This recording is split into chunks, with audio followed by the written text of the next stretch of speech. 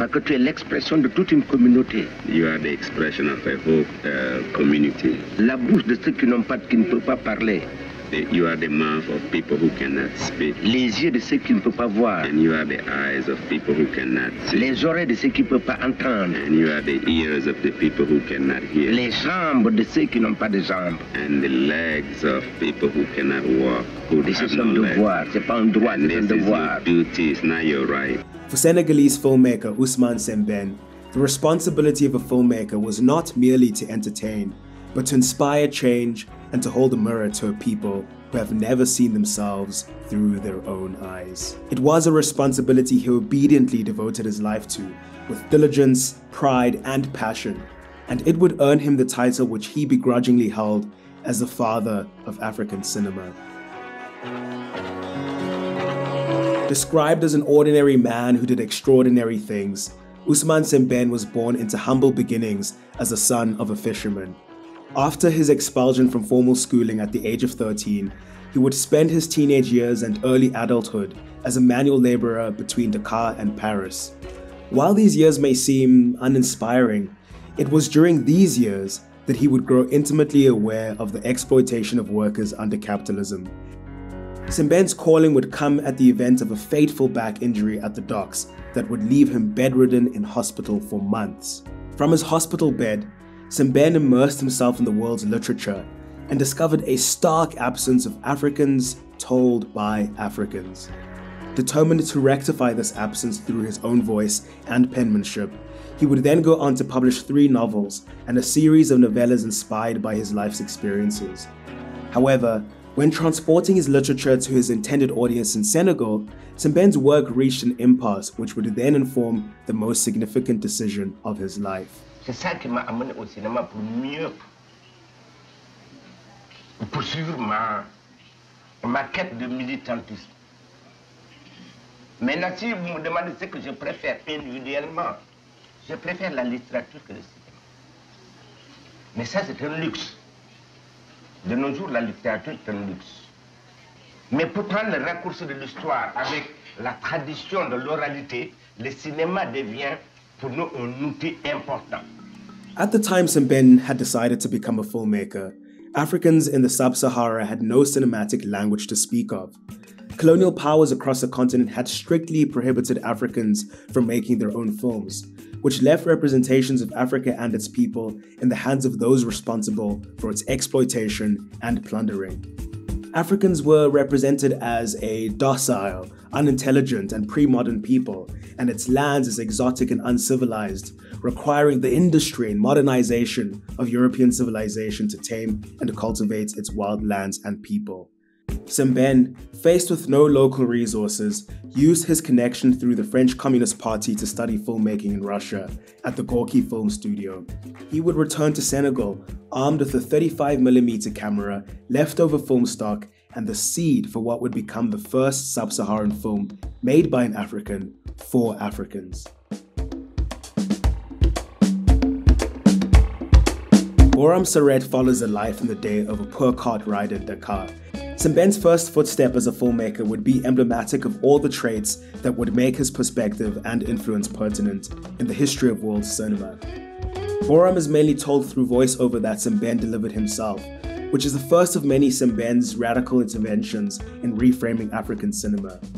Experiencing Boram Saret through the interior thoughts of the cart rider immediately defeats the representation of poor Africans as a simple and uncomplicated people who have timidly resigned themselves to the wrongs of the world, but instead offers a representation that presents them as contemplative, complex individuals, deeply dissatisfied and conscious of the indignity of their circumstance. Qu'est-ce que je vais dire à ma femme? Qu'est-ce que je vais lui donner maintenant? Hier c'était pareil, avant-hier c'était pareil. Toujours partir, coucher, quand? Ça c'est la prison, c'est ça. Sembene's affinity towards the poor and working class in Senegal would then become the defining feature of his feature debut, Black Girl. Afforded a bigger scope, Sembene expands the spirit of Boram Saret to the experiences of women in the post-colony. Black Girl follows Douana, a young girl who travels to France to work as a domestic worker for a white family. Black Girl interrogates the legacy of colonialism between Senegal and its former colonizer, France, particularly the politics of assimilation, where France, both as a place and as an idea, was presented as an idealist haven and a respite from the destitution and poverty of the pre-modern and underdeveloped Africa. Douana carries these dreams and ideations of France with her as she travels to the country only to find herself imprisoned, overworked, and belittled. Que doit-on penser de moi à Dakar?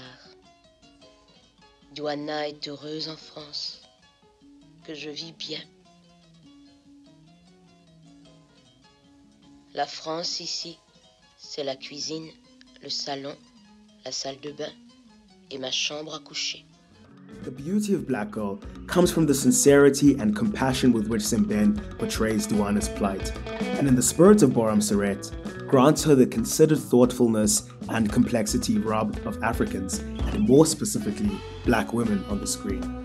Black Girl would usher in the era of Sembene's filmography, which would focus on textures of the Senegalese post-colony, signified in his follow-up, Mandabi.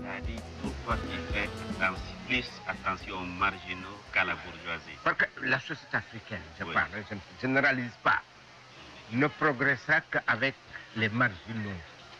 Ce n'est ni les villes modernes, ni la brousse qui va créer une nouvelle société africaine. Ce sont les habitants suburbains qui sont entre les deux. Là, pressé, c'est là où va jaillir le jour, de la base vers le sommet.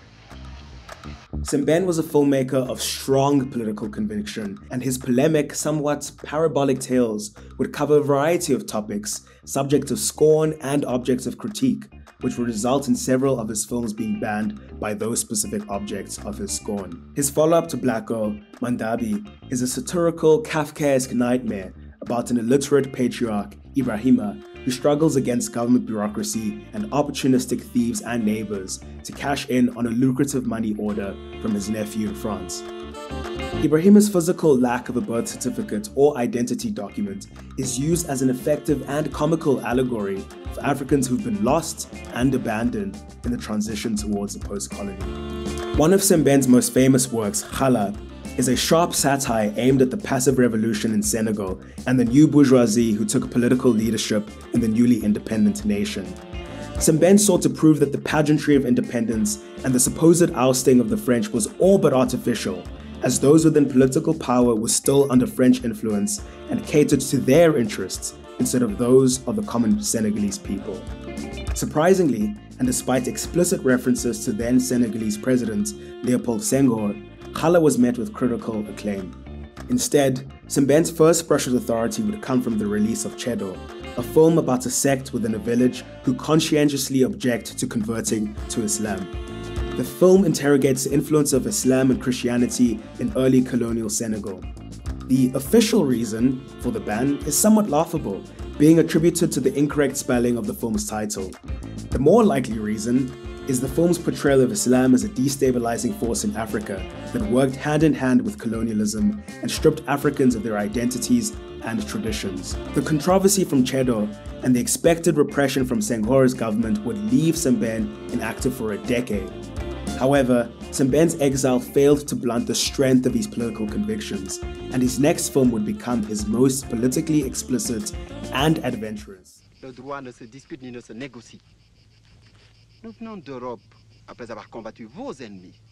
Maintenant, nous combattons pour l'Afrique. Country and Tsogo, made 10 years after Chedo, is a war film which represented the mutiny and massacre of French soldiers by Senegalese soldiers who demanded equal compensation from France for their efforts in the Second World War. Sembene's trademark, unrelenting disparagement towards the French government caused the film to be banned in France for a decade and similarly censored in Senegal. Sembene would never face censorship again, and his conflicts with authority only seems to have sharpened his indomitable spirit. His follow-up to Country and Tsogo explicitly criticized European aid in Senegal, which he felt infantilized Africans. His last and arguably most audacious film, Moulade, was a polemic against the contentious tradition of female genital mutilation in West Africa.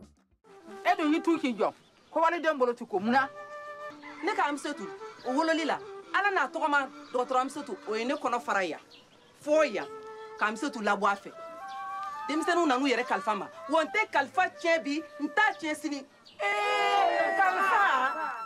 Est-ce que vos films sont bien compris en Europe? Non, mais mettons-nous bien ça dans la tête. Moi, l'Europe n'est pas mon centre. L'Europe est une périphérie de l'Afrique. Vous voyez, ils sont restés plus de 100 ans chez moi, ils n'ont pas parlé ma langue, je parle leur langue. L'avenir, pour moi, l'avenir ne dépend pas d'être compris par l'Europe. Je souhaiterais qu'ils me comprennent, mais ça ne me fait absolument rien. Si vous prenez la carte de l'Afrique, géographiquement, vous pouvez mettre l'Europe et l'Amérique, il nous restera encore de la place. Pourquoi voulez-vous que ce tropisme, vous savez le tropisme, pourquoi voulez-vous que je sois comme le tournesol qui tourne autour du soleil? Je suis moi-même le soleil. Je suis moi-même le soleil.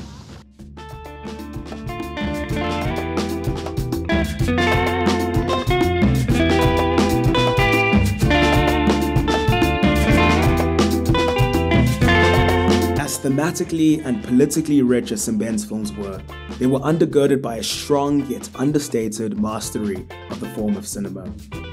Common criticisms of Sembene's filmography are that they're often slow, poorly acted, and are visually unimpressive. But these comments often miss the point of Sembene's objectives in cinema. Sembene was, first and foremost, a social realist filmmaker, and he frankly could care less about spectacle or elaborate filmmaking practices. Adapting cinema to an African context required many radical interventions from Sembene. He hired non-professional actors to act in his films, which may not give their performances polish, but provides them with authenticity. The style of his camera work is understated but powerful, often at the service of displaying a character contextualized by either their context or community. The pace of Sembene's films are similarly meditative and slow to match the languid and tedious nature of living for the poor in Senegal and the rest of Africa.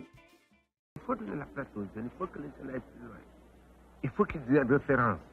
Moi, je dis aux jeunes, tant que je suis vivant, je vais être le meilleur. Ce qui vous donne l'occasion toujours de vouloir dépasser Papa Sembene. Ne faites jamais comme Sembene parce que Sembene vous dépasse. C'est mieux que ça. For all of his efforts, Sembene's cinema is scarcely known in Africa, and in a great turn of irony, he is sometimes known first as an author before he is as a filmmaker of great renown. To this day, Senegal struggles to maintain a stable film industry, and most filmmakers are reliant on foreign funding and support to make their films. The story of what's happened to the cinema of Sembene is one that is echoed throughout the continent and the global south. Sembene, as well as dozens of filmmakers across the global south, fought against the dominance of a single Euro-American cinema. At the dawn of globalization, instead of African cinema growing a stronger foothold on the world stage, Euro-American cinema entrenched and expanded its dominance. This is not to at all say that the flame of the old tradition of African filmmaking and the spirit of Sembene is completely absent amongst contemporary African filmmakers. The working class retribution at the end of Mati Diop's Atlantiques pays homage to the similar event in Sembene's Khala. While it theoretically could have been anyone to first hold a camera in Africa, it could really only be Sembene. He was not simply a storyteller in Africa, but an African storyteller, and showed us this by reflecting the conditions of Africans on a grassroots level. When remembering Sembene, what is important to remember is not that he was the first or the father of African cinema, but rather that the legacy he leaves behind is a testament to the indomitable spirit of a revolutionary and the power of taking the future of the people you call your community into your own hands. For his home country, the continent of Africa, and the world at large, there could not have been a more venerable giant on whose shoulders we can stand on than Ousmane Sembene. Que ça ne fait pas de victoire, ni de gloire, ni gloriale. C'est d'essayer d'exprimer les préoccupations de mon peuple. J'ai 70 ans. Oui. Qu'est-ce que je dois attendre de lui? Rien. Je n'ai pas obtenu, je ne suis pas milliardaire ni rien. Mais je pense avoir apporté à mes prochains quelque chose. Ouais. Je n'ai rien fait d'autre. Je n'ai rien fait d'extraordinaire. Donc c'est tout. Maintenant, tout mon passé est derrière moi. Mon avenir, c'est mon passé. C'est tout. Maintenant, je ne fais qu'accompagner.